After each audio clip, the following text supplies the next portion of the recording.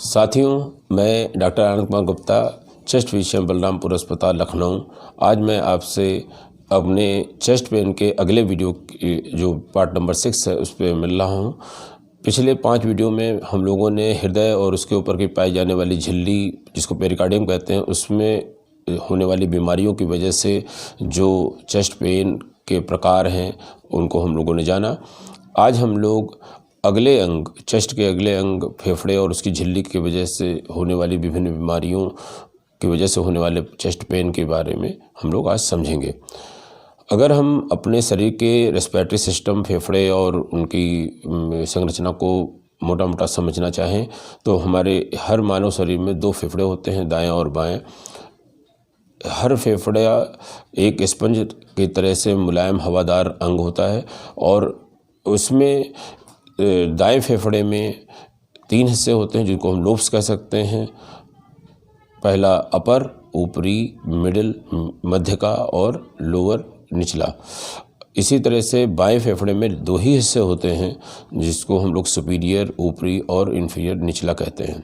इसके अंदर middle lobe नहीं होता है लेफ्ट लंग में, और इसमें उसकी जगह पर एक छोटा सा अंग लिंगुलर लोब के रूप में लिंगुला या टंग के शेप का स्ट्रक्चर होता है जो फेफड़े का हवादार हिस्सा नहीं होता। ये बायां फेफड़ा दाएं के मुकाबले छोटा भी होता है क्योंकि कहते हैं इसको हृदय के लिए भी स्पेस देना होता है और उसमें मध्य लोब होता भी नहीं है। ये जो लोब्स होते हैं ये फिशर द्वारा आपस से अलग होते हैं और ये फिशर के अंदर प्लूरा की झिल्ली जो होती है, विसरल प्लूरा, वो फ्लैप अंदर की तरफ गई होती है और वही जो है प्लूरा उसके अंदर फिशर का काम करती है। राइट के अपर और मिडिल के बीच में हॉरिजॉन्टल फिशर और मिडिल और लोअर के बीच में ऑब्लिक फिशर होती है, जबकि लेफ्ट के सुपीरियर और इन्फीरियर के बीच में ऑब्लिक फिशर होती है। इसमें एक ही लोब होता नहीं है, इसलिए इसके अंदर हॉरिजॉन्टल फिशर नहीं होती। जब हम अंदर सांस लेते हैं तो नाक या मुंह से हवा प्रवेश करके वायुनाल, जिसको हम लोग ट्रैकिया या विंड पाइप भी कह सकते हैं, उससे होती हुई फेफड़ों में प्रवेश करती है। ट्रैकिया फेफड़े में प्रवेश करने के पहले 2 हिस्सों में बढ़ जाती है। राइट के लिए राइट मेजर ब्रांकस और लेफ्ट के लिए लेफ्ट मेजर ब्रांकस, जिसको हम लोग मेन ब्रांकस या प्राइमरी ब्रांकस भी कह सकते हैं। और वहाँ जब मेन ब्रांकस अपने अपने लंग में प्रवेश करता है तो वहाँ पर वो लोब के अनुसार राइट साइड में 3 और कहते हैं कि लेफ्ट साइड में 2 लोब ब्रांकस में, लोबार ब्रांकस में बदल जाता है, बढ़ जाता है। और उसके बाद मल्टीपल डिवीजन्स, टोटल 23 डिवीजन्स के बाद ये एल्वेलाई सबसे महीन शाखा के रूप में एल्वेलाई में प्रवेश करता है। और एल्वेलाई वो ऑर्गन होता है जहाँ पर गैस का आदान प्रदान होता है, अर्थात खून की रक्त जो केशिकाएँ हैं, रक्त कैपिलरीज हैं, केशिकाओं में से कार्बन डाइऑक्साइड निकल करके एल्वेलाई के एयर में प्रवेश करती है और एल्वेलाई के एयर में जो सांस से नई ऑक्सीजन आई थी वो ऑक्सीजन जो है कैपिलरीज के ब्लड में प्रवेश करती है। इस तरह से आदान प्रदान होता है गैस का और रक्त से ऑक्सीजन पूरे शरीर में फैलता है। दोनों फेफड़ों के पूरी सतह पर एक द्विस्तरीय झिल्ली होती है जिसको हम लोग प्लूरा के नाम से जानते हैं। अंदर वाली सतह को हम विसरल प्लूरा या पल्मोनरी प्लूरा कह सकते हैं और बाहर वाली को पैराइटल प्लूरा। जो विसरल प्लूरा होती है फेफड़े के पूरी सतह पर ये फैली होती है, यहाँ तक कि फिशर के अंदर भी गई होती है और ये चिपकी हुई होती है फेफड़े से। और ये हाइलम पर, जो फेफड़े के उस हिस्से को हाइलम कहते हैं जहाँ से रक्त वाहिनियाँ, सांस की नलियाँ और रक्त लिम्फ वेसल्स, नर्व्स इत्यादि लंग्स में प्रवेश करती हैं, उसको हाइलम कहते हैं। उस स्ट्रक्चर के पास ये विसरल प्लूरा अपने ऊपर पलट करके पैराइटल प्लूरा के रूप में पूरे लंग्स को फिर से कवर करती है और ये पैराइटल प्लूरा चेस्ट वॉल की अंदरूनी सतह पर चिपकी हुई होती है और नीचे से डायफ्राम की सतह पर चिपकी हुई होती है। दोनों प्लूरा के पीएच के स्थान को हम प्लूरल स्पेस कह सकते हैं। ये एक पोटेंशियल स्पेस होता है, अर्थात एक संभावित स्थान होता है जो बाद में फैल भी सकता है। इस स्पेस के अंदर एक क्लियर ट्रांसपेरेंट सा या हल्का पीला तरल पदार्थ एक फिल्म के रूप में, एक परत के रूप में लगा होता है और इसको हम लोग प्लूरल फ्लूइड के नाम से जानते हैं। और ये एक फेफड़े में 5 ml और दोनों को मिलाकर के लगभग 10 ml फ्लूइड होता है। ये फ्लूइड दोनों सतहों को चिकना रखता है और ये सतह को सांस लेने के दौरान एक दूसरे पर आसानी से स्मूथली स्लाइड करने में मदद करता है। आपस में रगड़न एक दूसरे पर स्लिप करती रहती हैं, रगड़न नहीं होती। इस फिल्म की वजह से जो उत्पन्न एक सरफेस टेंशन, जिसको पृष्ठ तनाव भी कहते हैं, एक उत्पन्न होता है, जिसकी वजह से दोनों झिल्लियाँ आपस में फेफड़े से चिपकी रहती हैं और फेफड़े के ऊपर चिपकी रहती हैं। उससे क्या होता है कि जब वो अंतः शोषण करते हैं, इंस्पिरेशन करते हैं, तो ये फेफड़ा को फैलने में और हवा के प्रवेश करने में ये मदद करती है। और इसका डेली प्रोडक्शन 0.01 ml से 0.02 ml पर kg पर आवर के हिसाब से पर डे प्रोडक्शन होता है और इतना ही पर डे एब्जॉर्ब होता है।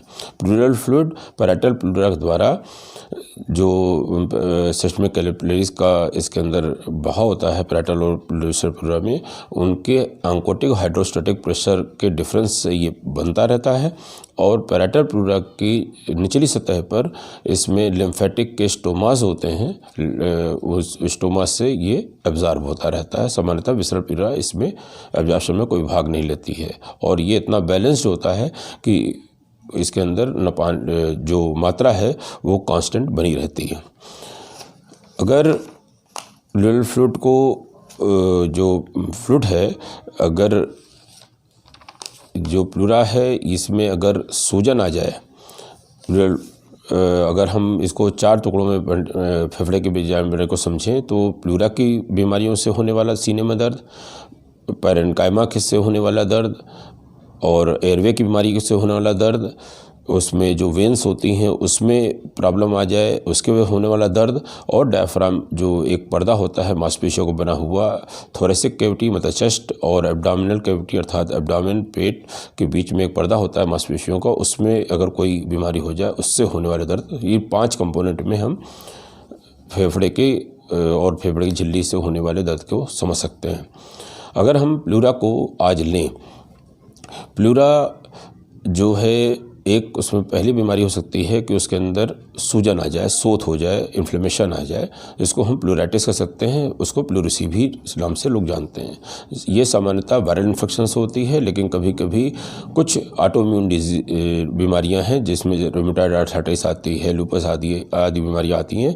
उससे क्या होता है कि दोनों झिल्लियों के बीच में इन्फ्लेमेशन से जो सतह चिकनी थी उसके बजाय वो रफ़ और स्टिकी हो जाती है, आपस में चिपकने लगती हैं और स्लाइड करने बजाय चिपकने लगती हैं। तो इससे क्या होता है कि हर सांस के साथ एक तेज़ दर्द उठता है, जैसे किसी ने चाकू भोंक रहा हो, और उससे जो पेन होता है गहरी सांस लेने पे, खांसी लेने पे तेज़ हो जाता है, छींकने पे तेज़ हो जाता है। यहाँ तक कि कुछ मरीज ये बताते हैं कि साहब ठंडी हवा में और बढ़ जाता है। अगर हम उस साइड में मुड़ते हैं जिस साइड में पेन हो रहा है प्लूराइटिस है की वजह से, तो मुड़ने से भी दर्द बढ़ जाता है। और इसके अलावा वायरल में जैसे बुखार और भूख में कमी इत्यादि होता है वो भी हो जाता है। तो अगर ये लक्षण मिलते हैं तो डॉक्टर जो है प्लूराइटिस का कारण ढूंढ करके उसको समझ करके इलाज करता है। अगर प्लूरा में सामान्यतः तो केवल 5 से 10 ml फ्लूइड होता है दोनों प्लूरा को मिला करके, तो अगर किसी भी कारण से उसके अंदर हवा आ जाए, चाहे अंदर से फट करके आ जाए या बाहर से प्रवेश कर जाए, तो उसका जो सरफेस टेंशन होता है, पृष्ठ तनाव होता है, वो ख़त्म हो जाता है और जो लंग चेस्ट वाल से चिपका रहता था वो कोलैप्स कर जाता है, अंदर की तरफ दब जाता है उसके एयर निकल जाने की वजह से, और बीच में एयर भर जाती है। अब जैसे ही वो ये घटना घटती है तो सीने में तेज़ दर्द उठता है जिस तरफ ये घटना घटी है, और उससे सांस फूलना है, उस तरफ सीने का जो दोनों तरफ बराबर फूलता पिचकता था, अब एक तरफ कम फूलता पिचकता है, जिधर की तरफ सीने में दर्द उठा था और हवा आ गई थी। और इस कंडीशन को न्यूमोथोरैक्स कहते हैं। न्यूमो माने होता है एयर। तो न्यूमोथोरैक्स जो है चेस्ट की वो कंडीशन है जिसके अंदर प्लूरा में एयर आ जाती है। और प्लूरा में जो एयर आती है वो दो तरह से हो सकती है, या तो चोट लगने से आ जाए या अपने आप हो जाए। जो अपने आप होती है वो उसमें भी दो कंडीशन हो सकती है। एक कहते हैं कि हम पहले से ही हमारा फेफड़ा बीमार था और उसकी जटिलता की वजह से फेफड़े में एयर आ गई, न्यूमोथोरैक्स हो गया। या कहते हैं कि हम अदरवाइज एकदम स्वस्थ थे, हमारा फेफड़े में कोई बीमारी नहीं थी, तब भी हमारे प्लूरल स्पेस में एयर आ गई। तो अगर एकदम सामान्य आदमी में एयर आती है तो सामान्यतः ये होता है कि वो आदमी लंबा एडोलेसेंट मतलब यानी कि किशोर युवावस्था के बीच का व्यक्ति होता है, और इसके अंदर स्मोकिंग की वजह से या कनेक्टिव टिश्यू डिसऑर्डर की वजह से ऐसे परिवर्तन हो जाते हैं कि वो कहते हैं कि उसमें फट करके एयर आ जाती है। और कभी कभी क्या होता है, स्कूबा डाइविंग आदि कुछ गेम्स ऐसे हैं जिसमें अचानक तेज़ एटमॉस्फेरिक प्रेशर में परिवर्तन होता है। आप एयर से एकदम से पानी के अंदर तेज़ दबाव में जाते हैं और आपके फेफड़े में ये न्यूमोथोरैक्स नाम की जलता पैदा होने की खतरा होता है। तो लंबे पतले और एडोलेसेंट में सामान्य फेफड़े के बाद भी ये स्वतः न्यूमोथोरैक्स हो सकता है। और पहले से बीमार है जैसे सीओपीडी है, ब्रोंकाइटिस है, ट्यूबरकुलोसिस है, तो इन सब में भी फेफड़े में ये परेशानी न्यूमोथोरैक्स की हो सकती है। और चोट से तो एयर आ ही सकती है, और चाहे वो किसी ऑपरेशन की जटिलता की वजह से हो, चाहे बाहर से किसी एक्सीडेंट की वजह से हो। तो इसमें भी चेस्ट पेन उठता है और इसका अलग से इलाज करना पड़ता है। अगर अभी हमने बताया था कि प्लूरा में जो फिल्म होती है फ्लूइड की, वो फ्लूइड का एब्जॉर्प्शन और प्रोडक्शन इतना बैलेंस्ड होता है कि वहाँ पे पानी का कलेक्शन होता है और 5 से 10 ml जो अमाउंट है वो बना रहता है। अगर किसी कारण से उसका जो पानी का प्रोडक्शन है बीमारी की वजह से प्रोडक्शन बढ़ जाए, या जो एब्जॉर्प्शन है वो पुअर हो जाए, या दोनों हो जाए, तो वहाँ पर फ्लूइड का अमाउंट धीमे धीमे बढ़ने लग जाएगा और उस तरफ मरीज को एक हैवीनेस, एक भारीपन महसूस होने लगेगा जो दर्द की तरह से व्यवहार कर सकता है। अगर ये फ्लूइड जो बढ़ा हुआ है अगर ये पस में बदल जाए तो इसको हम पायोथोरैक्स या एम्पाइमा भी कहते हैं। और अगर ये बाहरी चोट की वजह से हो जाए, ब्लड आ जाए उसके अंदर, तो इसको हम लोग हीमोथोरैक्स कहते हैं। हीमो माने ब्लड, तो हीमोथोरैक्स कहते हैं। और हीमोथोरैक्स जो की कंडीशन में उसमें केवल हैवी चेस्ट पेन ही नहीं होगा, हैवीनेस की फीलिंग वाला, बल्कि उसके साथ खून की कमी की वजह से शरीर का पीलापन पड़ना, हृदय की गति का बढ़ना, और कहते हैं कि हाथ पैर में ठंडापन आना आदि भी लक्षण आएंगे। यदि ये जो फ्लूइड का बढ़ना है इसमें कैंसर सेल की वजह से हो जाए, चाहे लंग का अपना कैंसर हो जाए या बाहर से कहीं से दूसरे अंग की कैंसर से लंग के प्लूरल स्पेस में सेल्स आ जाएं, तो इसको हम लोग मैलिग्नेंट प्लूरल एफ्यूजन कहते हैं। और अगर इसी प्लूरा में कहते हैं कि एस्बेस्टॉस एक जो अभ्रक था उसके एक्सपोजर से अब तो उसकी माइनिंग कम कर दी गई है और प्रिवेंशन भी किया जाता है ऑक्यूपेशनल हैजार्ड को रोकने के लिए। तो एस्बेस्टॉस के डस्ट के एक्सपोजर से प्लूरा में कैंसर हो जाए, अपना प्लूरल मेसोथेलियोमा हो जाए मैलिग्नेंट, या कहते हैं कि बाहर से कोई कैंसर इसमें आ जाए, तो मैलिग्नेंट प्लूरल कहते हैं कि स्वयं का कैंसर हो प्लूरा का मेसोथेलियोमा के रूप में, या एस्बेस्टॉस की वजह से मेसोथेलियोमा हो जाए। इसके अंदर भी शार्प पेन उठता है और साथ में जो है बुखार है, वेट लॉस है, सांस फूलना है, ये भी लक्षण होने लगते हैं।